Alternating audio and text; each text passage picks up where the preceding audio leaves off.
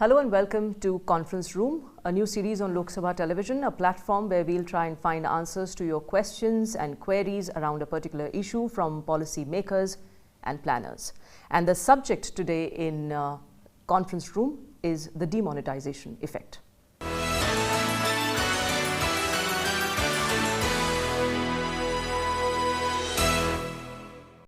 The demonetization move was initiated last month by Narendra Modi-led NDA government, in which rupees 500 and rupees 1,000 notes were scrapped overnight on November 8th in an attempt to tackle black money, corruption and terrorism funding. Let's have a look at this report to understand the impact of demonetization.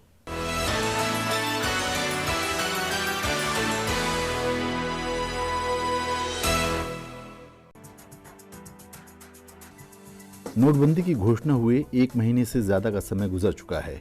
दुनिया में पहली बार इतने बड़े पैमाने पर चलन में रहे नोटों को अमान्य किया गया। दूसरी ओर 2000 और 500 के नए नोटों को जारी किया गया। ये एक ऐसा अभियान है जो काले धन और भ्रष्टाचार पर लगाम के साथ ही आतंकवाद पर भी प्रहार कर रहा है।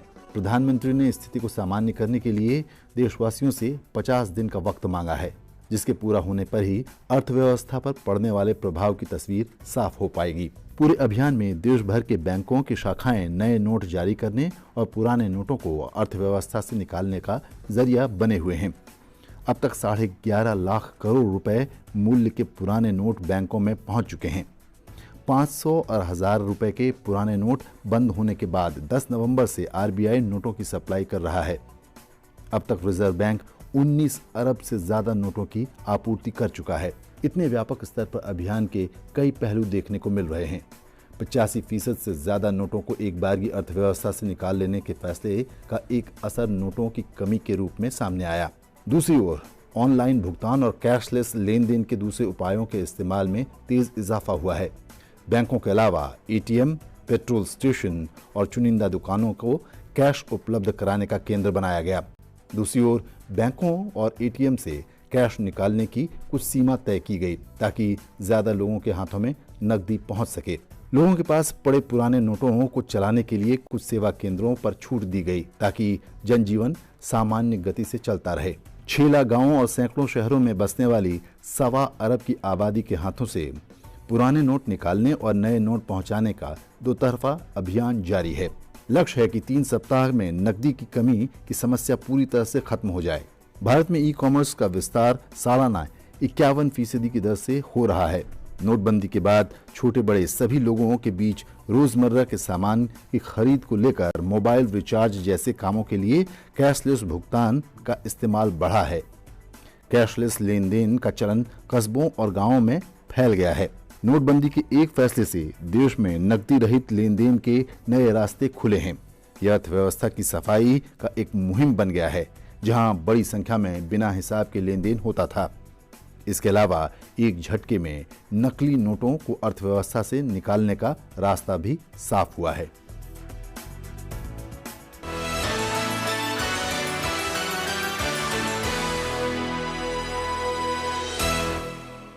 The decision has caused temporary inconvenience to those standing in long queues outside the ATMs and banks. Well, those turning in large amounts need to now explain where it came from and prove that they had paid enough tax on the money that they are bringing to the banks.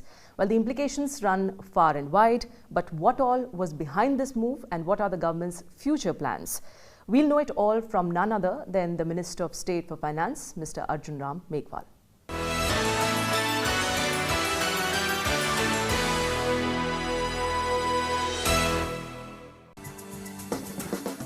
Bikaner से दूसरी बार सांसद बने अर्जुन राम मेघवाल प्रशासनिक सेवा अधिकारी रह चुके हैं। उनकी छवि प्रखर वक्ता की है। वे संसद में जनहित के मुद्दों पर खुलकर बोलते हैं। संसद में उन्हें एक और रोचक नाम मिला है। वह नाम है साइकिल वाले एमपी। ठेठ राजस्थानी अंदाज में पगड़ी बांधने वाले अर्जुन राम मेघवाल खुद साइकिल चलाकर संसद पहुंचने वाले सांसद के रूप में सुर्खियां बटोर चुके हैं। मंत्रिमंडल में शामिल होने का बुलावा मिलने पर शपथ लेने वे साइकिल से पहुंचे थे।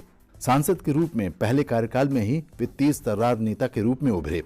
एक सांसद के तौर पर उन्होंने अपने प्रशासनिक अनुभवों का बखूबी इस्तेमाल किया है। संसद की प्रक्रियाओं और परंपराओं का गंभीरता से पालन करने वाले मेघवाल लोकसभा कि विधायी कामकाज की गरिमा को कायम रखने में विश्वास रखते हैं।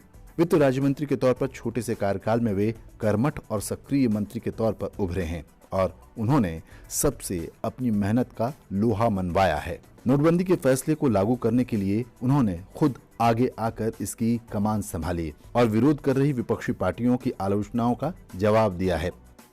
नोटबंदी के जटिल मुद्दे से संबंधित सूचना जनता तक पहुंचाने के लिए वे सरकार की बातों को सामने रखने का मुख्य माध्यम बनकर उभरे हैं। उनका साफ तौर पर मानना है कि नोटबंदी के फैसले से देश की आर्थिक गतिविधि का दायरा बढ़ेगा और इससे आने वाले वक्त में जीडीपी वृद्धि दर 10% के स्तर तक पहुंचने में मदद मिलेगी।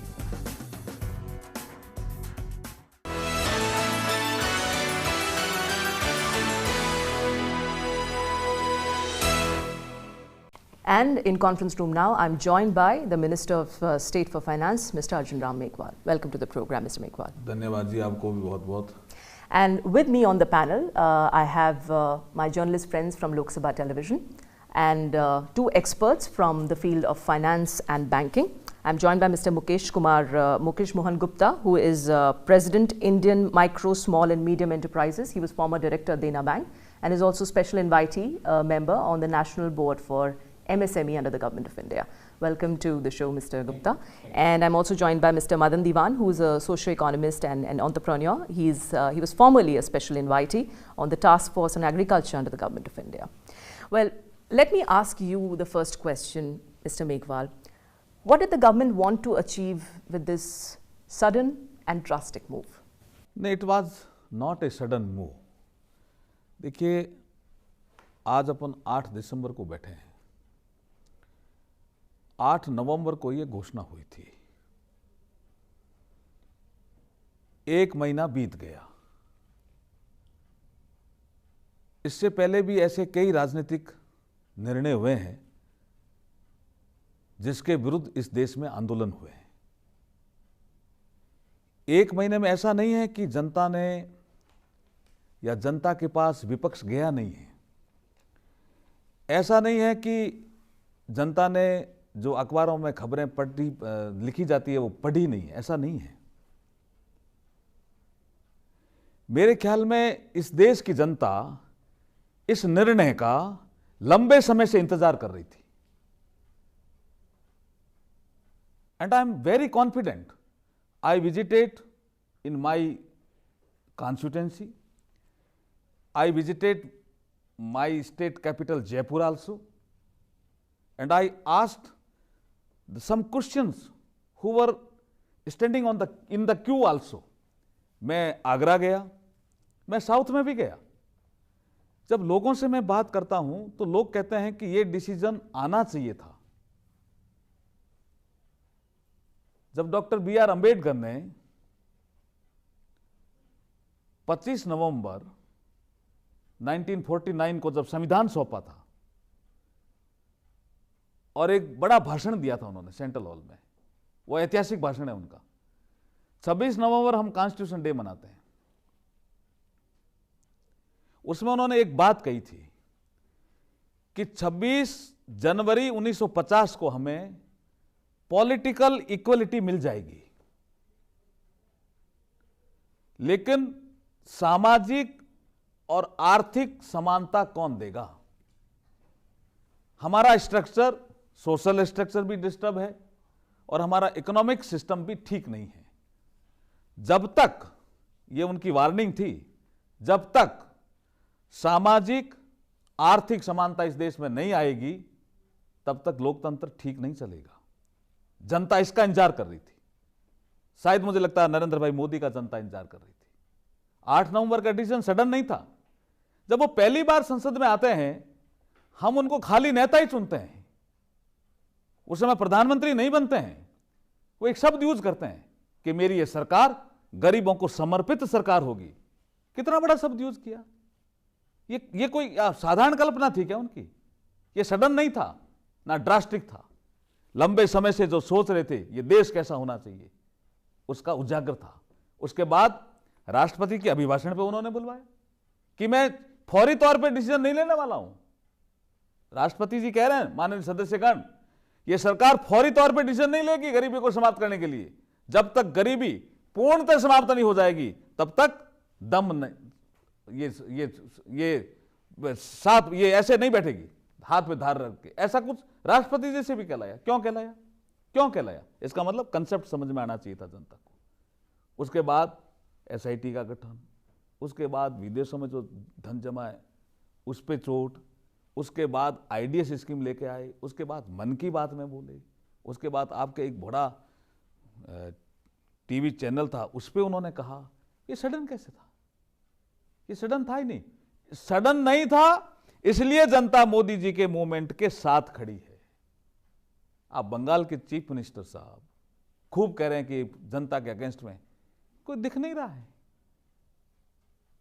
उन्होंने कहा ये टी बागान में जो काम करने वाले लोग हैं इनको बहुत परेशानी हो रही है। वो लोग आए जब मेरे से भी मिले, उन्होंने कहा ये काम बहुत अच्छा हो जाएगा। अभी हमें सप्ताह में 10,000 रुपये दे रहे हैं और दस्तखत 15,000 रुपये करा रहे हैं। ये दिल्ली में बैठे हैं हम, दिल्ली में जो प्राइवेट स्कूल से टीचर आए मेरे से मिलने मेरे ऑफिस में कि ये डिजिटल पेमेंट वाला जल्दी कराइए, डिजिटल ट्रांजैक्शन वाला। मैंने कहा इससे क्या होगा, आपको क्या बेनिफिट है? कि हम वर्षों से काम कर रहे हैं, हमारा मैनेजमेंट हमें सुनता ही नहीं। दस्तखत 25,000 रुपये करा रहा है और 15,000 पेमेंट दे रहे हैं। इसलिए जनता साथ है मोदी जी के इस निर्णय के। Okay, so you say that it has largely achieved a lot of goals from digitization, Definitely, which your government really definitely. wants to pursue, to I am of the socio-economic, conviction it will achieve the goals. socio-economic equality. I leave now the floor is open for questions. Maybe we can take up another question. मेरा सवाल है और मेरा सवाल मेघवाल जी आपसे ये है कि इस तमाम अच्छी बातों को, आर्थिक राष्ट्रवाद की इन बातों के साथ साथ अब ये एक इम्प्रेशन है जो आम जनता थोड़ा सा समझ रही है कि संभवतः जब बैंक के पास पैसा आएगा तो कुछ इंटरेस्ट रेट कम होंगे। कुछ एक्सपर्ट ये मानते हैं कि संभवतः इस फाइनेंशियल ईयर के आखिरी क्वार्टर या अगले फाइनेंशियल ईयर के कुछ पहले या 2 क्वार्टर में कुछ इसका असर नेगेटिव भी देखने को मिलेगा। क्या सरकार आरबीआई पर कुछ इस तरह का दबाव बनाएगी या कुछ इंस्ट्रक्शंस देगी कि कुछ इंटरेस्ट रेट उनके कम होंगे? हम ऐसा कुछ हम अगले 1-आध महीनों में कुछ देखने को मिल सकता है, और इसका क्या कोई एक नेगेटिव इम्पैक्ट फौरी तौर पर, लंबे तौर पर नहीं फौरी तौर पर, क्या आप महसूस करते हैं? देखिए, पहले तो मैं ये कह दूं कि सरकार आरबीआई पे कोई दबाव नहीं बनाती है। आरबीआई रेगुलेटर है, वो चीज़ों को रेगुलेट करते हैं। सरकार से जब उनकी चर्चा होती है तो व्यू एक्सचेंज होते हैं। ये जो विषय आता है कि इसका क्या इम्पैक्ट पड़ेगा, मुझे 2-3 चीज़ों पे इम्पैक्ट दिखता है। एक तो ये इम्पैक्ट दिखता है कि आने वाले समय में हो सकता है 1 क्वार्टर में 2 क्वार्टर में हम इसको असेस पूरी तरह से नहीं कर पाए। जैसे कल भी बैठक थी, उसमें ये ओपेक वाला डिसीजन आ गया, कुछ और भी इन्फ्लेशन वाला विषय आ गया। लेकिन मुझे लगता है कि इंटरेस्ट रेट लोअर होगी। क्यों होगी? जब हम WTO एरा में गए, गेट पे साइन किए, तब यहाँ का जो SME सेक्टर है, उस समय SSI कहलाता था ये सेक्टर, ये बरसों से ही मांग करता आ रहा था कि हमें लेवल प्लेइंग फील्ड मिलना चाहिए। यहाँ हम 12-13% इंटरेस्ट रेट पे काम करते हैं, और यूरोपियन कंट्री में कोई हमारा साथी है MSME इंडस्ट्री चलाने वाला, वो 3% 2% इंटरेस्ट रेट पे काम करता है। तो ये हमारा लेवल प्लेइंग फील्ड नहीं है, और ये WTO एरा की रिक्वायरमेंट भी थी। मुझे लगता है पहली बार ये गोल अचीव होने वाला है। समय इसमें 6 महीने 8 महीने 10 महीने में ये नहीं कहता, लेकिन मैं ये निश्चित कहता हूँ जो अब तक की हमारी महीने भर की चर्चा जो होती है अर्थशास्त्रियों से, वित्त मंत्रालय में बैठे अधिकारियों से, हमारे वित्त मंत्री जी से, हमारे मुख्य आर्थिक सलाहकार से जो चर्चा होती है, उससे निश्चित ही निकल के आ रहा है कि इंटरेस्ट रेट लोअर होगी। लोअर होगी तो नेचुरली लेवल प्लेइंग फील्ड इसमें मिलेगा। एक तो विषय आपका ये था। दूसरा विषय क्या था आपका? दूसरा विषय मेरा ये था कि क्या फौरी तौर पर आपको लगता है कि आने वाले समय में 5-6 महीने में महंगाई बढ़ेगी, जैसे कि consumer price index, wholesale price index में नहीं, महंगाई तो नहीं बढ़ेगी, लेकिन महंगाई पे नियंत्रण रखना बहुत ज़रूरी है, क्योंकि अंतर्राष्ट्रीय स्तर पे जो घटनाएं घटती है उसका असर देश में पड़ता है। जैसे ओपेक का डिसीजन हुआ, उसका असर तेल पे अगर पड़ता है तो महंगाई को नियंत्रण में रखना जरूरी। हालांकि अनुमान लगाया है कि 5% के आसपास इन्फ्लेशन रेट रहेगी, फिर भी हम इसकी पूरी जानकारी रख रहे हैं और पूरी जानकारी ले रहे हैं। महंगाई को नहीं बढ़ने देंगे, कोशिश ये है, लेकिन अंतर्राष्ट्रीय घटनाक्रम के साथ ये थोड़ी ऊपर नीचे हो सकती है। सर, आपने एसएसआई एमएसएमई का जिक्र किया और मैं एमएसएमई सेक्टर को रिप्रेजेंट करता हूं। तो पहले तो मैं ये सर एक बताना चाहूँगा कि हमारी नज़र में, एमएसएमई की नज़र में, इसका इम्पैक्ट अल्टीमेटली क्या होगा इस डिमोनेटाइजेशन का। हमने काफ़ी डिस्कस किया और हमें लगा कि इसका जो इम्पैक्ट है वो बहुत ही अच्छा होने वाला है। उसका रीज़न लॉजिक ये है सर कि देखिए, अभी तक जो छोटा ट्रेडर था वो कई बार ना बेचारा नंबर 2 का जो बिज़नेस करता था बिना टैक्स लगाए हुए, वो मजबूरी में भी करता था, क्योंकि जब हम जाते थे, हम ही जाते थे दुकान पे, तो हम ही कहते थे यार बिना टैक्स के अगर लें तो सस्ता मिलेगा, टैक्स वाला दे रहा है तो महंगा दे रहा है। तो लोग कई बार प्रेफर करते थे कि चलो यार, हमें अपने घर के लिए अगर कोई सामान लेना है तो क्या ज़रूरत है बिल लेने की, तो सस्ता ले लेते थे।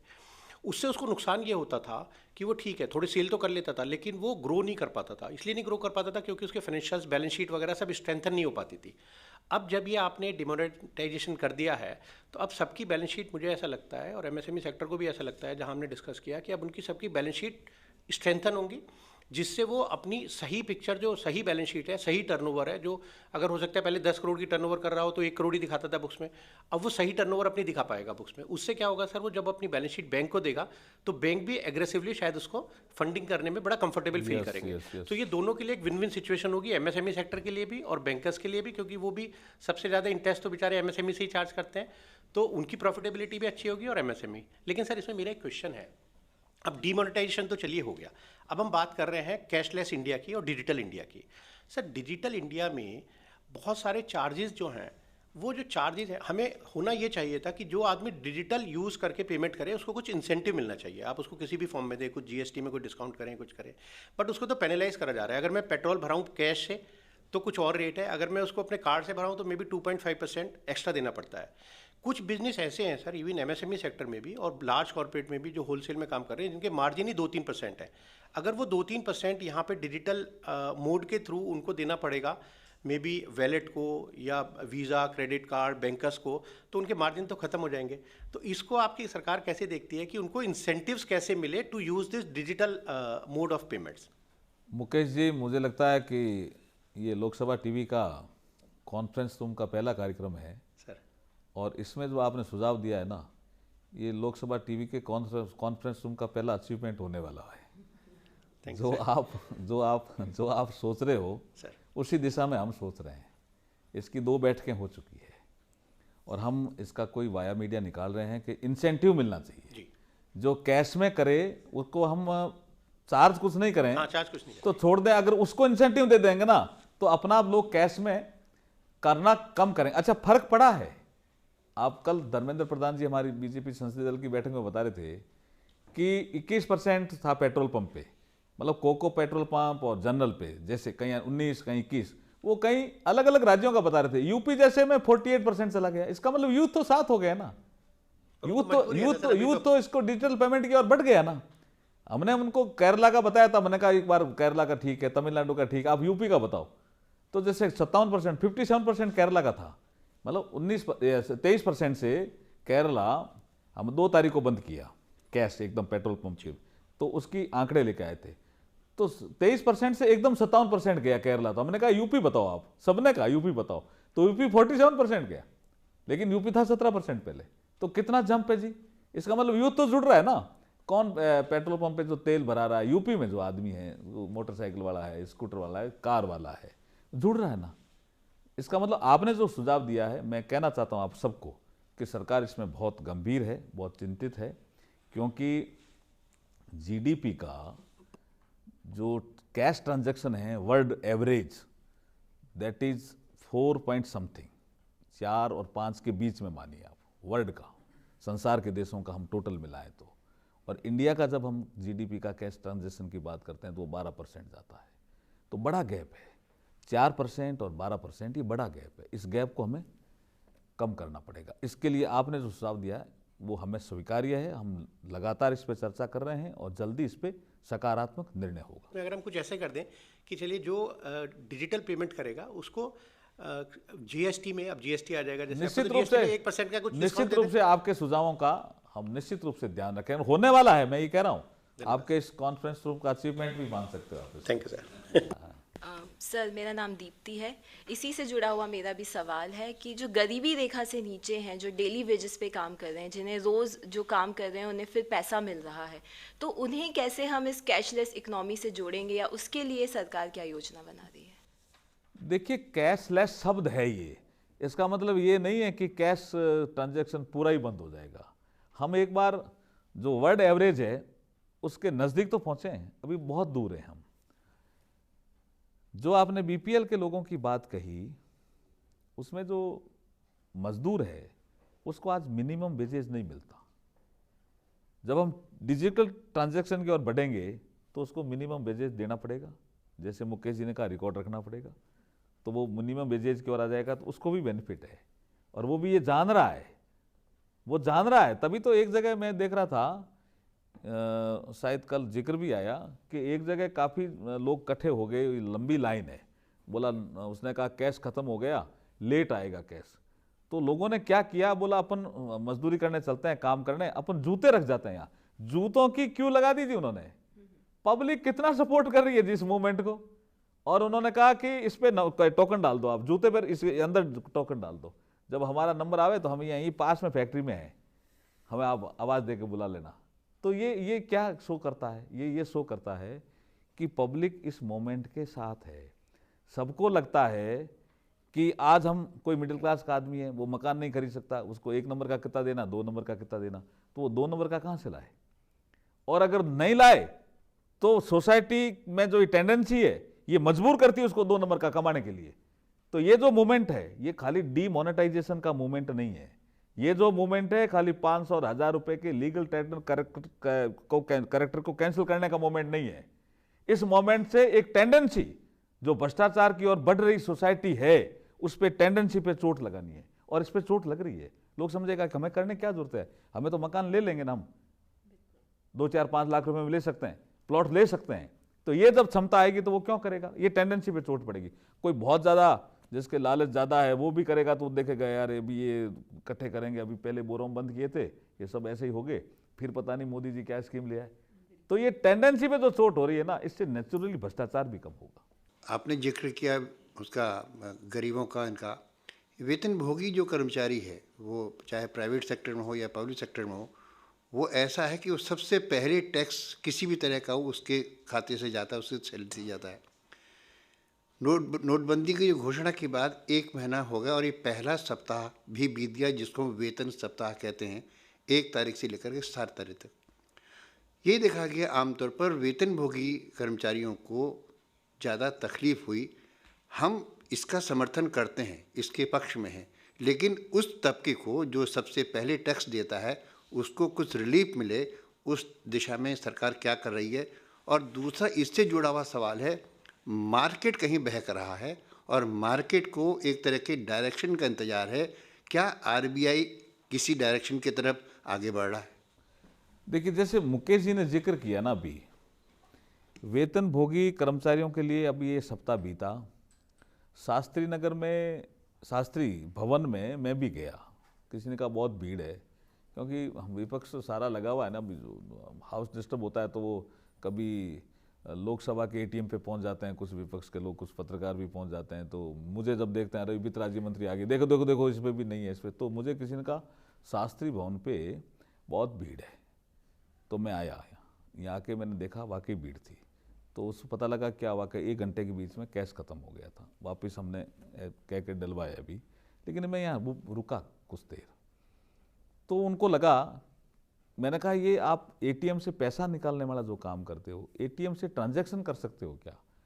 तो उनके कई लोगों ने कहा साहब हमें आप ये समझा दो ढंग से, एसबीआई वडी के बारे में समझा दो, यूपीआई के बारे में समझा दो, हम इसमें जाना चाहते हैं। कईयों को इसकी जानकारी नहीं है। तो फिर हमने तय किया कि हम इसकी ट्रेनिंग देंगे बड़े स्तर पे ट्रेनिंग देंगे, जिससे क्या है कि कि ये जो मोबाइल है ना आपका, यही आपका बटवा है। आप एटीएम पे आने की आपको जरूरत ही नहीं है। आप देश में मोबाइल फोन्स आपको बड़ी संख्या में मोबाइल फोन है, ऐसा तो नहीं है कि नहीं है। 103 करोड़ है मोबाइल, जिसमें किसी ने कहा कि ये स्मार्टफोन कितने हैं, ये 35 करोड़ है। तो 35 करोड़ कम संख्या नहीं है।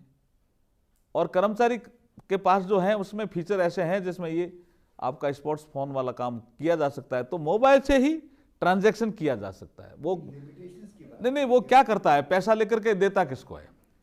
किराने वाले को।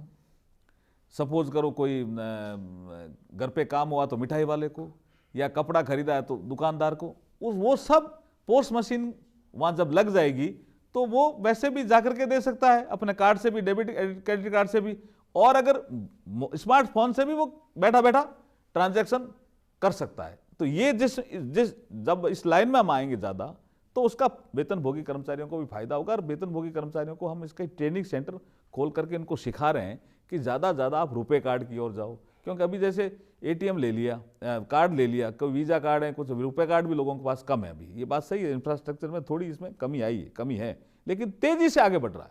रुपए कार्ड भी लगातार बढ़ रहा है। यहाँ भी कैंप लगाएंगे। उस दिन भी लोगों ने कहा, मैंने मेरा रुपए कार्ड अंदर से दिखाया, मैंने कहा ऐसा है रुपए कार्ड, बोला ये हम तो VI ऐसे वाला ही रख रहे हैं। मैंने कहा मेक इन इंडिया का प्रोग्राम है, रुपए कार्ड रखिए। तो इससे जो आपका कार्ड है, इससे आप लेन देन कर सकते हो। जब डिजिटल ट्रांजेक्शन आपका होगा तो ये जो समस्या आप बता रहे हो इसका समाधान होगा। सर मैं एक चीज़ यहाँ पे ऐड करना चाहूँगा।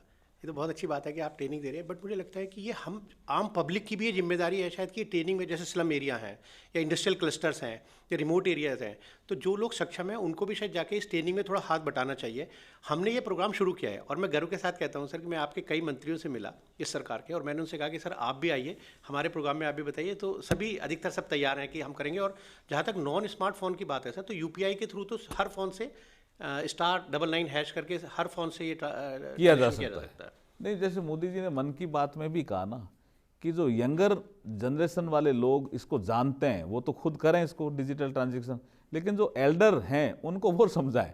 और जो आपने जैसे कहा, ऐसे अगर हर कार्यकर्ता जगह जगह कैंप लगा के करेगा तो एकदम से पकड़ में आ जाएगी चीज़ें लोगों के। अच्छा, जल्दी चाहते भी हैं लोग, क्यों बैंक में जाएं? हमारा अगर स्मार्टफोन से अगर हो सकता है काम, तो बैंक में क्यों जाएगा? अभी उसको जानकारी नहीं है इसलिए वो बैंक में जाता है। सर लेकिन इससे जुड़ी एक चीज़ और है, वो ये कि जिस फाइनेंशियल लिटरेसी की बात या जिस डिजिटल ट्रेनिंग की बात आप अब कर रहे हैं, क्या आपको नहीं लगता कि 8 नवंबर से पहले इस पर कुछ ज़्यादा ध्यान देना था, ताकि इन बीते 30 दिनों में जितना लोग परेशान हुए हैं वो शायद उतना परेशान ना होते? इसके ऐलान से पहले इससे होने वाली चुनौतियों को लेकर क्या उतनी तैयारियाँ हुई थी जितनी तैयारियाँ हो सकती थी, या कहीं चूक रह गई आपके हिसाब से? अनुराग जी, मुझे लगता है लोग परेशान हुए ही नहीं। अपने को लगता है लोग परेशान होते तो आंदोलन का रूप नहीं लेते थे क्या? हमने यहां कई राजनीतिक निर्णय देखे हैं इस देश में 52 से लेकर के, उसके 15 दिनों बाद भयंकर आंदोलन का रूप लिया लोगों ने आत्महत्याएं की। ऐसे राजनीतिक डिसीजन भी हुए हैं। 8 नवंबर का डिसीजन और 8 दिसंबर में बैठे हैं, और कोई ऐसा नहीं है कि विपक्ष हल्ला नहीं कर रहा है, विपक्ष मजबूती से हल्ला कर रहा है। लेकिन मुझे लगता है कि इसमें एक कंसेप्ट है जुड़ा हुआ, जो है जनशक्ति का, पावर ऑफ पब्लिक। ये जब वेस्टर्न फिलोसफर लास्की और ये अध्ययन करते थे ना ह्यूमन ये पॉलिटिकल बिहेवियर का, तब ये कंसेप्ट आया था कि पब्लिक की क्या पावर है। जो सत्ता में बैठा आदमी वो पब्लिक की पावर नहीं देखता। ये एक ही निर्णय ने देखा, मोदी जी अडिग हैं क्या? हम जाते थे, लोग कहते रहे ध्यान रखना साहब, इनके कहने से वापस मत ले लेना, ऐसे पब्लिक कहती थी। इसका मतलब पब्लिक इस पूरे मोमेंट में मोदी जी के साथ है, तकलीफ हुई नहीं उनको। 2 घंटे लाइन में खड़े। एक बार मैं हमारी जगह है एक बीकानेर में पूगल, अधिकतर मोहम्मडन्स बस्ती है, तो मैंने देखा यार ये बहुत लोग हैं। उन लोगों ने कहा यहाँ आपको कुछ सुनना पड़ेगा, तो मैं वहाँ गया। वहाँ एक बड़े बुजुर्ग मुस्लिम समाज के आदमी ने मुझे कहा, वो मौलवी जैसा लग रहा था, उसने कहा MP साहब, वो अभी मंत्री बन तो गया लेकिन मुझे अब MP कहते हैं अधिकतर, कि MP साहब ये मेरा समाचार आप मोदी जी को दे देना कि दबाव में ये निर्णय वापस मत लेना, ये इतना अच्छा निर्णय है इस देश के लिए। मैंने कहा ये मुस्लिम होकर के और ऐसी बात कह रहा है। इसका हम पब्लिक तकलीफ, मैंने उसको कहा आप लाइन में खड़े हो, बोला राशन कार्ड में नहीं खड़े रहते क्या, रेलवे स्टेशन में जाते हैं नहीं खड़े रहते हैं क्या। जो आप कह रहे हो तैयारी की, जिसका जिक्र मुलायम सिंह जी भी हाउस में कर रहे थे कि हमें सलाह ले लेते, वो सलाह लेने वाला विषय नहीं था ना ये। Mr. Megwal, how important is the personality of the leader who is pegging this idea to take it forward? Do you think Modi ji added that extra element with the kind of appeal he has and he enjoys among the masses with this move? Yes.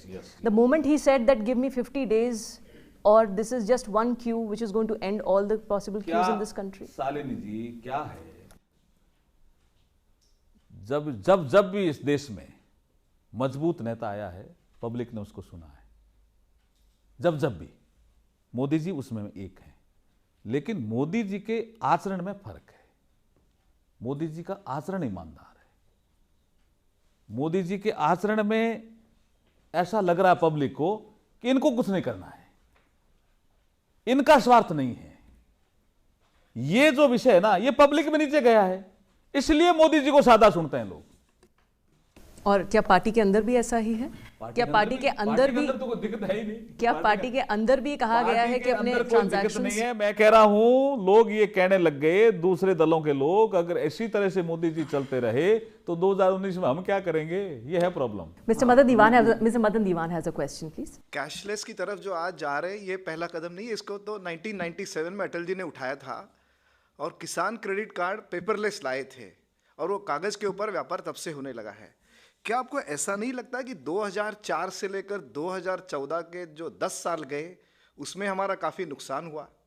अगर उस समय सारी सरकारें ये करती कि national financial switch अगर ठीक से चलाती, जो नेशनल पेमेंट कॉरपोरेशन की जो कंसेप्ट NDA 1 ने रखी थी अगर वो चलाती, तो आपको लगता नहीं कि इसमें इस निर्णय में अच्छे निर्णय ज़्यादा ला सकते थे हम लोग और दिक्कत लोगों का कम होती? मैं बिल्कुल दीवान जी आपकी बात से तो मैं सहमत हूँ ही और सहमत होना भी बड़ा, देश को सहमत होना पड़ेगा धीरे धीरे। ये जो आपने KCC का जिक्र किया ना, ये कभी कभी अडवाणी जी हमें 15वीं लोकसभा में सुनाते थे कि अटल जी ने एक बैठक ली, उस बैठक में बैंकों को बुलाया और पूरे दिन चर्चा करी। अटल जी आराम से सुनते रहे उनको। अडवाणी जी ने कहा समय हो गया, कुछ बोलना है आपको? उन्होंने कहा आप इनको सुनो। सबने कहा ये प्रैक्टिकल नहीं है, सारे बैंकों ने। एक बैंक ने भी पक्ष में नहीं कहा कि KCC हो सकता है क्या, और ये संभव नहीं है, ये नहीं है। अब यहाँ भी एक पर्सनालिटी, एक नेता का एक विजन, उसका कद जब होता है तो अटल जी जैसा भी आदमी ऐसे निर्णय ले सकते हैं। उनका कद था, वो खड़े हुए, ऐसे कई बार जिक्र करते हैं अडवाणी जी, वो खड़े हुए और सारे बैंकों को कहा आपने अपनी बात कह दी, तो मैं एक बात कह करके जाना चाह रहा हूँ। वो खड़े हुए, थोड़ी देर रुके, उनकी जैसे स्टाइल थी, उन्होंने कहा जब इस देश का उद्योगपति क्रेडिट कार्ड रख सकता है तो इस देश का किसान भी क्रेडिट कार्ड रखेगा, और ये कह करके चले गए और ये निर्णय लागू हुआ। सारों ने कहा व्यवहारिक नहीं है, लेकिन व्यवहारिक नहीं किया आज KCC आपका। और आप सही कह रहे हैं, जब KCC जब आ गया उसके बाद तेज गति से हमें चलना चाहिए था, लेकिन 2004 में अटल जी आ नहीं पाए सरकार में वापस। अब इसका तो ये जनता का फैसला है, वो भी स्वीकार्य है। लेकिन मनमोहन सिंह जी 10 साल रहे। मनमोहन सिंह जी राज्यसभा में बोलते हुए 2-3 आलोचनाएं हमारी की, उसमें एक आलोचना उन्होंने की कि it is a monumental mismanagement. क्या यही कहा ना?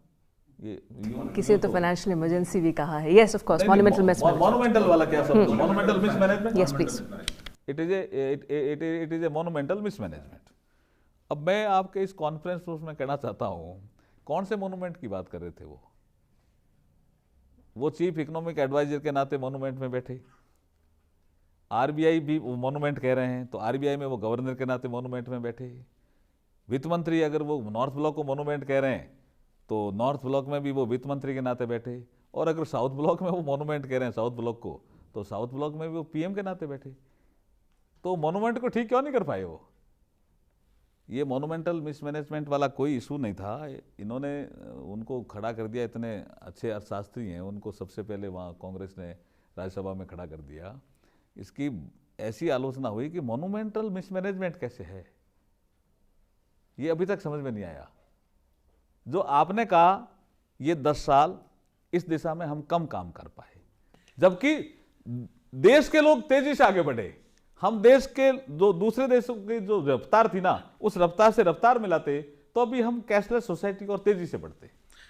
एक एडिशन ऐसा है कि जो रीजनल रूरल बैंक्स है, जो गांव के हर आदमी को सर्विस देना चाहती है जी, तो उसको जो ज़्यादा से ज़्यादा सक्षम बनाने का जो इरादा हम लोग काफ़ी बार सोचते हैं, तो इस विषय में सरकार क्या कर रही है? अगर आपको फाइनेंशियल इंक्लूजन चाहिए, हर किसान अगर डिजिटल चाहिए, कि जिसके लिए नाबार्ड ने कुछ पैसे कर, ये जो आपको पूछ रहे थे, तो मैं ये बताना चाहूँ सरकार ने एक अच्छा कदम उठाया 2014 में आते ही, कि मोबाइल डेमोन्स्ट्रेशन वैन तब से चली थी। आज अगर गांव का किसान ठंडा है तो वो देखा है कि यहाँ आके उसको प्रशिक्षण दिया गया था रुपए कार्ड का। ये अलग बात है कि पब्लिक सेक्टर बैंक ने रुपए कार्ड उठाया नहीं, क्योंकि उनके पास वीज़ा और मास्टर कार्ड का व्यापार था और रुपए में उनको कमीशन कम मिलता था। लेकिन यह सच बात है कि सरकार ने कोशिश की थी, और इसके लिए मैं निर्णय सडन नहीं मानता हूं कि मोबाइल वैन हर गांव गए थे। नहीं, सडन तो है ही नहीं। और जिसका आरआरबी का आप जिक्र कर रहे हो दीवान जी, रीजनल रूरल बैंक या हर बैंक का एक स्पॉन्सर बैंक होता है। स्पॉन्सर बैंक को हमने कहा कि जो बैंक आरआरबी घाटे में है उनको आप मर्ज करो। काफ़ी बैंक आपस में मर्ज हुए, मर्ज होकर के अब एक बड़ी संख्या में जो बैंक आए हैं ध्यान में, 4-4, 5-5 बैंक मर्ज होकर के ठीक स्ट्रेंथन पोजीशन पे आ गए, काफ़ी स्ट्रेंथन किया हमने।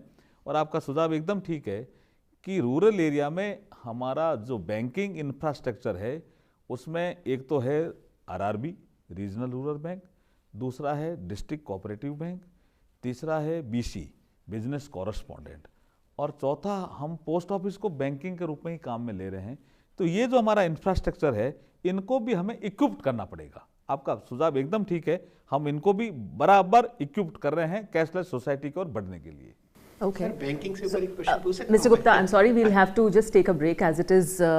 We had been just stretching this section. There's a continuous flow of questions, but Mr. Meghwal, we all need a little break. So we'll move into a very quick break now in conference room. After the break, we'll look at some other issues like the issues of black money and of course the disruptions in Parliament. All that and more after this break.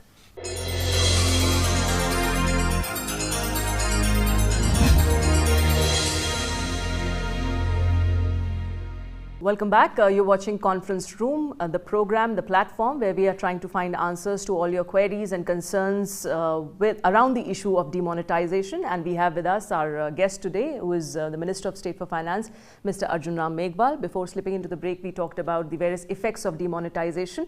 One of the key attempts here behind the demonetization was to check the incidence of terrorism funding and also fake currency circulation. Well, I guess we have a question there on that issue. Meghwal जी, मैं मनोज वर्मा हूं और मेरा सवाल ये है कि जब प्रधानमंत्री ने 8 नवंबर को घोषणा की थी इस फैसले की, तब उन्होंने कहा था कि हवाला कारोबार पे इसकी चोट होगी, आतंकवाद और नक्सलवाद को जो फंडिंग होती है उस पे अंकुश लगेगा। 1 महीना हो चुका है, क्या कोई आकलन ऐसा हुआ है कि जो इस तरह की गतिविधियां थीं उस पर अंकुश लगा हो? मनोज जी, बहुत अच्छा प्रश्न किया आपने। इसमें आंकलन ही नहीं हुआ, हमारे पास रिपोर्ट भी प्राप्त हुई है। जम्मू कश्मीर में आपने देखा होगा पत्थरबाजी बंद हो गई। इसका मतलब सीधा था कि जो आतंकवादी गतिविधियां चलाने के लिए जो फंडिंग होती थी वो इस डिसीजन के बाद उसमें बड़ी चोट आई है। और पहली बार जम्मू कश्मीर में एक एग्जाम हुआ था 12वीं का, उसमें 94.7% बच्चे एग्जाम देने जाते हैं। First time in the history of Jammu Kashmir, इतनी बड़ी मात्रा में। तो इसका एक तो बहुत सकारात्मक परिणाम सामने जम्मू कश्मीर में आया। जम्मू कश्मीर में हमें कोई शिकायत भी नहीं मिली, किसी विषय को लेकर के भी लंबी लाइन है या कोई ऐसी ज़्यादा नहीं मिली जम्मू कश्मीर में। इसका मतलब रूटीन में JNK के बैंक या जो भी है देख रहे हैं वो ठीक देख रहे हैं। दूसरा विषय आपने नक्सलवाद और माओवाद का किया। इसमें हमें हमारे जो डायरेक्टर जनरल पुलिस हैं कंसर्निंग स्टेट के, उनसे रिपोर्ट राइटिंग में प्राप्त हुई है कि इन पे घटनाओं पे असर पड़ा है और ये घटनाएं कम हुई है। हमारी पेट्रोलिंग में भी इस पे हमने ध्यान दिया तो उन्होंने कहा कि वाकई ये घटनाएं कम हो गई, अब कोई ऐसी वार्निंग नहीं आ रही है। या तो इसका मतलब इसका पूरा सीधा साधा आतंकवाद फंडिंग पे और नक्सलवाद पे और माओवाद पे तो असर पड़ा है, जो दिख रहा है, और शायद मीडिया ने भी इसको हाईलाइट भी किया है। मिस्टर मेघवाल, आप अकाउंट्स की ट्रैकिंग किस तरह से की जा रही है? It was heard that the Jan Dhan accounts are also under IT scanner to check how these funds are flowing, देखिए, जब ये 8 नवंबर को घोषणा हुई और उसके बाद ये विषय आया कि जिसके पास KYC अकाउंट है, नो योर कस्टमर अकाउंट है, वो 2.5 लाख रुपए तक जमा करा सकते हैं, और जिनके पास सेविंग बैंक अकाउंट है और KYC नहीं है, सपोज करो लिंक नहीं है उससे, तो वो 50,000 से नीचे जमा करा सकते हैं। तो उसके बाद कई जगह ये इन्फॉर्मेशन भी आई, और जो हमारी जांच एजेंसियां हैं उन्होंने भी जानकारी दी कि बहुत लोग ऐसे हैं जो जमा करा रहे हैं जनधन अकाउंट में पैसे। अलग अलग राज्यों से सूचना ली, तो आपने देखा होगा हमने एक टैक्सेशन लॉ में अमेंडमेंट लेकर के हम आए, वो इसलिए लेके आए, और एजेंसियों ने ट्रैकिंग करनी शुरू की। हमारी जितने भी इन्फोर्समेंट एजेंसी है, जब मल्टीपल एजेंसी शुरू हो जाती है, मतलब बैंक का अपना एक सिस्टम है, बैंक के बाद जब हमें पता लगता है तो ED भी अपना एक सिस्टम है, CBI भी अपना एक सिस्टम है, सब मल्टीपल सिस्टम शुरू हो जाता है। फिर फॉरेन करेंसी से कोई मामला जुड़ता है तो ED बीच में आ जाता है, और करप्शन से जुड़ता है तो CBI आ जाता है, CVC बैंक का खुद आ जाता है, लोकपाल आ जाता है। सबने जब देखा कि इसमें कुछ गड़बड़ है, तो फिर ये टैक्सेशन लॉ अमेंडमेंट सेकंड हम लेकर के पार्लियामेंट में आए, जिसको लोकसभा में मनी बिल के रूप में हमने पास किया। उसके बाद इसमें अंकुश भी लगा है, और एक हमने सीलिंग कर दी कि 10,000 से ज़्यादा आप नहीं निकाल सकते, विड्रॉ नहीं कर सकते, तो उसका फर्क पड़ा है। मॉन्यूमेंटल मूव तो है ये सरकार की तरफ से, चाहे ये डिमोनेटाइजेशन हो या फिर मान लीजिए, वो उन्होंने शब्द मॉन्यूमेंटल मूव का नहीं मिसमैनेजमेंट किया था। मैं मॉन्यूमेंटल मूव कह रहा हूँ कि बड़ा मूव तो किया सरकार ने, चेंज कर दिया। तो डिमोनेटाइजेशन हो गया, आप बेनामी प्रॉपर्टी के लिए जा रहे हैं। मोदी जी बात करते हैं कि स्टेट फंडिंग इलेक्शंस की तरफ जाएंगे, लेकिन RTI के दायरे में पॉलिटिकल पार्टीज नहीं हैं। 20,000 से कम के डोनेशंस पर पैन नंबर नहीं होता। क्या ऐसा कदम सरकार उठाए, क्योंकि ये मानते हैं कि ये भी एक बड़ा करप्शन का इशू हो सकता है, क्या सरकार इस दिशा में कुछ कदम मुझे उठाएगी? लगता है कि आपने जो कह रहे हो ना, वो मैं देखो व्यक्तिगत रूप में सहमत हूँ। आप जो कह रहे हो, मैं आपके बार शायद कहीं लोकसभा टीवी की डिबेट पे भी मैंने कहा है, फ्लोर पे डिबेट पे ही कहा है कि मैं व्यक्तिगत रूप से इससे सहमत हूँ कि इसको RTI के दायरे में पॉलिटिकल पार्टियों को आ जाना चाहिए, लेकिन फंक्शनल कैसे हो, कौन कौन से आइटम इसके दायरे में आए। ये जैसे कोई एक ऐसी गतिविधि है, जैसे मैं बहुत इंटीरियर प्लेस से आता हूँ, वहाँ हमने पॉलिटिकल पार्टी ने कोई मीटिंग की, वहाँ पे कोई खर्चा लगा, सपोज करो 1-2 लाख लगा, तो कोई RTI एक्टिविस्ट मांगता है कि उसमें समोसा कितना आया यार, ये कितना यार, किताबें कितनी दी, पेन कितना दिया, वो हिसाब कौन रखेगा? कौन सी सूचना लेना चाहते हो? हम तो देना चाह रहे हैं कुछ। फंक्शनल कैसे हो? 20,000 वाली सीलिंग है, इसको आगे बढ़ाया जा सकता है या कम किया जा सकता है, तोड़ा भी जा सकता है। और चंदा जितना भी पॉलिटिकल पार्टियों को आवे वो आपका डिजिटल से आ जाए। जब हम और जगह डिजिटल कर रहे हैं तो ये भी, मैं इससे सहमत हूं इस चीज से, ताकि राजनीतिक क्षेत्र में भी जो करप्शन की बात आती है वो कम हो। मार्केट को एक इंतजार है रिजर्व बैंक के डायरेक्शंस का, उस डायरेक्शन में काम क्या कर रहे हैं? देखिए, हमारे यहाँ जो लोग पहले से ही चेक से और बैंक से काम करते थे, डिजिटल से या एक नंबर का ही काम करते थे, उनको ज़्यादा दिक्कत नहीं है इससे। हमारे यहाँ एक शैडो इकोनॉमी जो वर्ल्ड बैंक ने असेस की थी 23.7%। वर्ल्ड बैंक ने कहा था इंडिया में शैडो इकोनॉमी है या पैरेलल इकोनॉमी है, जिसको आप हवाला, वैसे ही 2 नंबर कुछ भी कह दो, वो 23.7% बड़ी मात्रा में थी। इनके लोगों को, इसमें कुछ लोग शायद जैसे आपने बताया उस हिसाब से भी, क्यों मैं फर्नीचर ले रहा हूं तो क्यों बिल लूंगा तो 14.2% मुझे वैट देना पड़ेगा, क्यों वैट दूंगा तो मेरा फर्नीचर महंगा होगा, मुझे ज़्यादा पैसा देना पड़ेगा। तो जो पैसा कैश में आया वो आगे भी उसने कहीं कैश में ही इन्वेस्टमेंट करने की सोची, तो ये ब्लैक मनी ऐसे जनरेट होती गई। और जो आप ट्रांजैक्शन कह रहे हो कि जो ये बिजनेस करने वाले लोग हैं, वो शायद अब इस चीज़ को मान रहे हैं कि हमें कैश में बिजनेस करना बंद करना पड़ेगा। अब जब कैश में बिजनेस करना बंद करना पड़ेगा तभी टैक्स नेट बढ़ेगा, और टैक्स नेट बढ़ेगा तो जो एक डिमांड आती है कि कर्मचारियों की इनकम टैक्स की एग्जम्पशन लिमिट बढ़नी चाहिए, वो बढ़ेगी। एक डिमांड आती है टैक्स स्लैब है, अभी 10%, 20%, 30%, उसको भी कम करने की बात की। टैक्स नेट बढ़ते ही ये चीज़ों पे भी आपको असर देखने को मिलेगा। अब आप देखिए, किसी ज़माने में देश में इनकम टैक्स 90% था, 90 प्लस वेल्थ टैक्स। तो लोग कहते हैं हम क्यों कमाएं, सरकार के लिए हम क्यों कमाएं। तो जो ब्लैक मनी जनरेट होने की जो टेंडेंसी आई ना इस देश में, वो वहीं से शुरू हुई। आज हम 30% हाईएस्ट पे चल रहे हैं, क्या 30% से नीचे नहीं जा सकते? जा सकते हैं। ये टैक्स नेट पे जब लोग आएंगे तो हम इससे 30% से नीचे भी जाएंगे। Yeah, I'm Bhavna. Being a woman, there is an important question on demonetization impact on women. Gold is considered to be the most closest to a woman.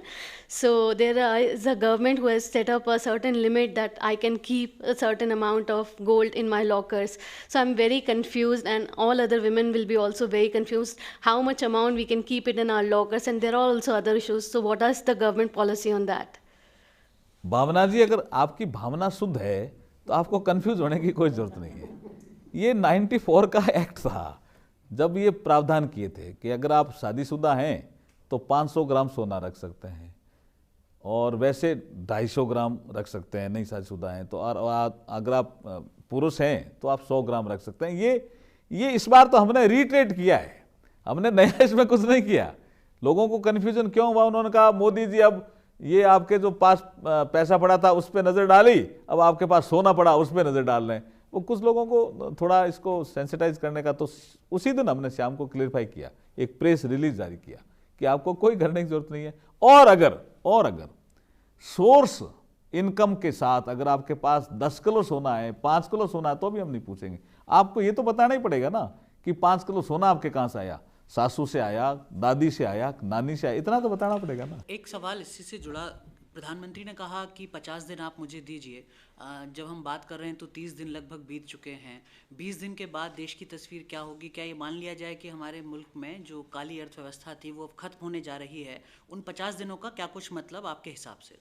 काली अर्थव्यवस्था मेरे हिसाब से बहुत चोट पड़ेगी इस पे। Mr. Meghwal, I want to just interrupt you. Just one line. The size of the black economy is a very contentious issue. You just mentioned something on black, the World Bank's estimate. Yes. The NIPFP has also put it somewhere close to 70%. Independent analysts keep it somewhere close to 60% of the GDP. Without having a clear estimate on the black economy, can we just say that black economy is something which we can do away with? देखिए, आपने जो estimate किया ये अलग अलग estimate है, मैं भी मानता हूँ अलग अलग एस्टिमेट है। Just like poverty, अभी we are sticking to 22% still. Poverty का भी हम पता नहीं पाए कितने परसेंट है अभी तक, कई कमीशन बैठने के बाद भी। लेकिन ये तो हम मानते ही है ना कि हमारी सोसाइटी में ब्लैक मनी का रोल है।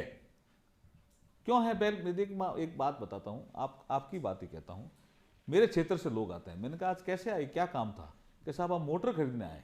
मैंने कहा यार मोटर यहाँ क्यों खरीदते हो दिल्ली में? मोटर आप बीकानेर में नहीं खरीद सकते। उन्होंने कहा साहब बीकानेर में नहीं खरीद सकते मोटर, यहाँ मोटर मिलती है 3 लाख की और वही बीकानेर में हो जाती है 5 लाख की। मैंने कहा इतना बड़ा गैप? तो सारी मोटर दिल्ली से लोग लेने आते हैं और बनती कहाँ है पता है आपको? मैंने कहा बनती कहाँ है मोटर? बोला कोयम्बटूर में। कोयम्बटूर से मोटर बनती है, यहां आती है और खरीदने लोग दिल्ली में आते हैं। अब इसको आप कौन सी इकोनॉमी कहोगे, मेरे समझ नहीं आ रहा। ठीक। और अगर पकड़े गए, मैंने कहा यार पकड़े गए तो कई बार सेल टैक्स वालों को 10% दे देते हैं, वो फिर अगेन करप्शन। तो ये जो सिस्टम है ना, जिससे टेंशन भी होती है, रिस्क भी है बिजनेस में, ये खत्म करना चाह रहे हैं। अगर मोटर बनती है कोयम्बटूर में तो कोयम्बटूर वाला ही बीकानेर क्यों नहीं भेज देता? सर लेकिन 20 दिन बाद क्या होने जा रहा है? ये होगा जो हम कह रहे हैं वो होगा। जो ये जो धंधे करने वाले लोग थे कि जैसे कैश में ही करो सारे काम और हम इसमें इनकम ज्यादा करेंगे, क्योंकि वो क्या करता था 3 लाख में यहाँ खरीदता था, रिस्क पे ले जाता था और वहां बीकानेर ले जाकर 4 लाख में बेच देता था। तो 4-5 दिनों में वो 1 लाख रुपए कमाने की जो उसकी टेंडेंसी थी ना, उस पर चोट पड़ेगी। और चोट पड़ेगी, वो क्या करता, टैक्स भी चोरी कर रहा है और उसका इंटेंशन भी खराब हो रहा है। और जब वो इस तरह से पैसा कमाता है तो वो गलत धंधों में लगाता भी है। यही चोट करना चाह रहे हैं। Mr. Meghwal, would the next target transaction करो तो सही करो, ढंग से करो। Mr. Meghwal, would the next target be on Benami properties? Yes, next target definitely will be the Benami property. But what about the problem of not having adequate land records? देखिए, जो बेनामी प्रॉपर्टी जो है ये बड़ा complicated विषय है, जो मैं समझ पाया हूँ, जो हम चर्चा करते हैं अभी हमारे मंत्रालय में, कि बहुत से लोगों ने दूसरे के नाम पे प्रॉपर्टी खरीद रखी है। कोई उनका ड्राइवर है, कोई उनका खेत में काम करने वाला है, तो पकड़ में आ जाएगा। लेकिन कोई बहुत ही दूर के आदमी को रखा है तो ये लैंड रिकॉर्ड आपके काफ़ी कंप्यूटराइज हो गए। लैंड रिकॉर्ड उससे भी ले सकते हैं हम कि कोई आदमी, अब जिसका मान लो जनधन अकाउंट है, उससे हम फिर आधार से लिंक करेंगे। किसी का जनधन अकाउंट है और वो अगर गोवा में 10 करोड़ का मकान खरीद रहा है तो जनधन वाला कैसे खरीद सकता है? ऐसे भी हम लिंक करके इन चीज़ों को देखेंगे। लेकिन हमारी नज़र है बेनामी प्रॉपर्टी, इसमें कोई शक नहीं। मेघवाल जी, एक सवाल मेरा है, नोटबंदी पे आप कह रहे हैं और सरकार को पॉजिटिव रिपोर्ट्स मिल रही हैं कि इसका फैसला ठीक ढंग से लागू हो रहा है, जनता भी फैसले के साथ आ रही है, लेकिन सदन में जो कुछ हो रहा है, सदन चल नहीं रहा है। आर्थिक सुधारों पर अगर सदन नहीं चलेगा तो कई बिल्स लटक जाएंगे, इसका आर्थिक सुधारों पर क्या असर पड़ेगा? देखिए, हम लोकसभा टीवी चैनल पे बैठे हैं। आपने जो सुमित्रा महाजन साहब ने पहली मीटिंग ली थी वो दिखाई थी लोकसभा टीवी से, मैंने भी देखी थी उसको। तो विपक्ष ने कहा था कि सबसे पहले चर्चा हम डीमोनेटाइजेशन पे कराना चाहते हैं। सरकार ने तुरंत माना। 16 नवंबर को सिटिंग एमपी की डेथ होने से लोकसभा चली नहीं, अदरवाइज उस दिन भी 193 चल जाता। मैं कह रहा हूं उस दिन चल जाता 193, लेकिन सिटिंग एमपी की डेथ हो गई, इसलिए लोकसभा स्थगित हो गई। राज्यसभा में पूरे दिन चर्चा हुई, पूरे दिन। विपक्ष से एक सुझाव आया था शादियों वाला, आपने देखा होगा, शरद यादव भी बोले थे, वो पतरे वालों को ढूंढ रहे हैं, ऐसे बोले थे ना। तो हमने दूसरे दिन अमेंडमेंट किया कि ये विपक्ष से जो सकारात्मक सुझाव आते, अब चर्चा होती तो हम पता नहीं और भी कोई सुधार करते इस स्कीम में, लेकिन कोई रोल बैक करने की सोचेगा तो वो संभव नहीं है। अब नहीं होगा रोल बैक, नंबर 1। फिर इन्होंने राज्यसभा में चर्चा की पूरे दिन, अच्छी चर्चा हुई, स्ट्रक्चर डिबेट हुई, 11 बजे से शुरू हुई, क्वेश्चन आवर और 0 आवर सब बंद करके हुई, 6 बजे तक लगातार चली, लंच पीरियड भी हुआ, कोई डिस्टर्बेंस नहीं हुआ। दूसरे दिन उन्होंने अपनी स्ट्रेटेजी चेंज की विपक्ष ने कि हमारे पास तर्कों में दम कम है और इनके पास तर्कों में दम ज़्यादा है, इसको ऐसा करो कि प्रधानमंत्री सदन में आए तो ही चर्चा करो। तो दूसरे दिन इन्होंने कहा प्रधानमंत्री सदन में आएंगे तब चर्चा करेंगे, ये राज्यसभा। और फिर दूसरे दिन लोकसभा में क्या शुरू हुआ, रूल 56 के तहत। वहां प्रधानमंत्री जी की बात नहीं थी, रूल 56 के तहत। अरे भाई, पहले दिन चर्चा होती तो 193 में हो जाती। Well, we have some more time left in the Lok Sabha now to see. 56 के तहत करो, फिर 56 में अड़े रहे, अब 56 से हट करके 184 पे आ गए। फिर उन्होंने कहा राज्यसभा में कि प्रधानमंत्री आए तो चर्चा करें, प्रधानमंत्री आ भी गए। प्रधानमंत्री आ गए तो उन्होंने कहा प्रधानमंत्री लगातार बैठे, तो एक दिन लंच के बाद भी प्रधानमंत्री आ गए राज्यसभा में, तब उन्होंने कहा प्रधानमंत्री माफी मांगे। ये तो कुतर्क है जी, ये democracy. So the rules have become more important than the discussion on demonetization. I'm so sorry, Mr. Gupta. I'm so sorry, Mr. Gupta. We are just running short of time. Yes, we are yes, running out of time completely. We have had an hour with you, Mr. Meghwal, but it seems that the debate and the discussion on demonetization is not over. But thank you very much for sparing your precious time, for taking out time of your busy schedule and giving us your valuable insights. आप सबको बहुत-बहुत धन्यवाद. Thank you. And thank you very much to the panel, our journalist friends, as well as Mr. Diwan, Mr. Gupta, for being here and for sharing your valuable inputs on this. And thank you, viewers, for watching our show. We'll be back with another edition of Conference Room on another subject with a panel of experts. Thank you very much for watching. Goodbye.